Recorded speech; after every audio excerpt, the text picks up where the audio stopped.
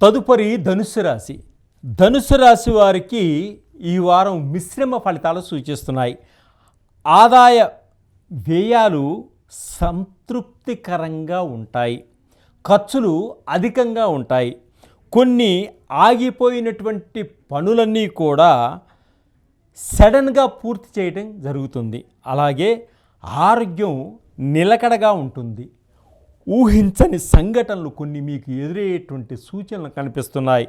పరిచయాలు ఏర్పడతాయి. ఉద్యోగస్తులకు కాంట్రాక్ట్ బేసిక్ మీద పనిచేస్తున్న వారికి పర్మనెంట్ అయ్యేటువంటి సూచనలు కూడా కనిపిస్తున్నాయి. పుణ్యక్షేత్రాలను దర్శిస్తారు కుటుంబ సమేతంగా. అలాగే విద్యార్థులకు విద్యలో విజయాన్ని సాధిస్తూ ముందుకు పోయేటువంటి సూచనలు కనిపిస్తున్నాయి. ఉద్యోగస్తులకు ఉద్యోగాలలో మంచి గుర్తింపు వచ్చేటువంటి సూచనలు కనిపిస్తున్నాయి.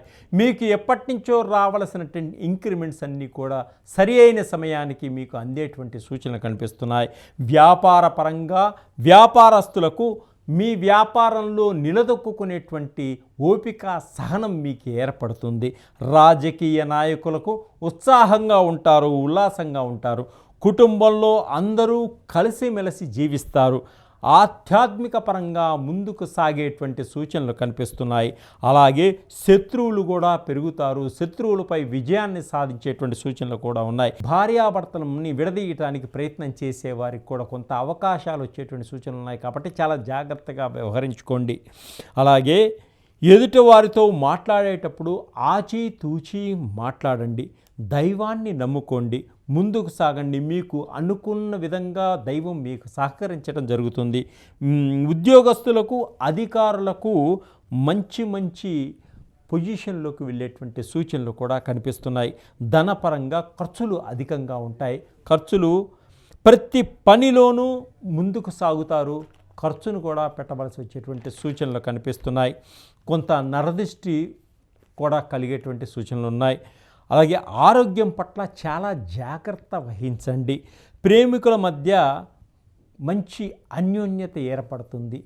పెద్దల యొక్క సహాయ సహకారాలతో వివాహం చేసుకోవాలనేటువంటి ఒక కోరిక వీరికి నెరవేరేటువంటి సూచనలు ఉన్నాయి. ఈ వారంలో శారీరకంగా మానసికంగా కొంత ఒత్తిడి కూడా ఏర్పడేటువంటి సూచనలు ఉన్నాయి.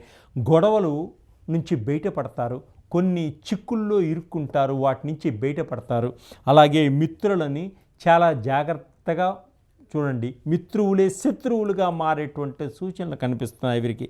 కుటుంబంలో కొన్ని శుభకార్యాలని వినేటువంటి సూచనలు కూడా ఉన్నాయి. శుభకార్యాలలో పాలు పంచుకుంటారు. కుటుంబంలో శుభకార్యాల కోసం కొంత ఖర్చు పెట్టేటువంటి సూచనలు కూడా కనిపిస్తున్నాయి. వీరు ఇంకా అధికమైనటువంటి ఫలితాలు పొందడం కోసం గురువుని పూజించండి, సాయిబాబాని పూజించండి, దక్షిణామూర్తి స్తోత్రాన్ని ప్రతిరోజు పఠించండి.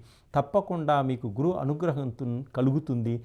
గురువు యొక్క అనుగ్రహంతో మీరు ముందుకు సాగేటువంటి సూచనలు కనపడుతున్నాయి. సర్వే జనా సుఖినో భవంతు.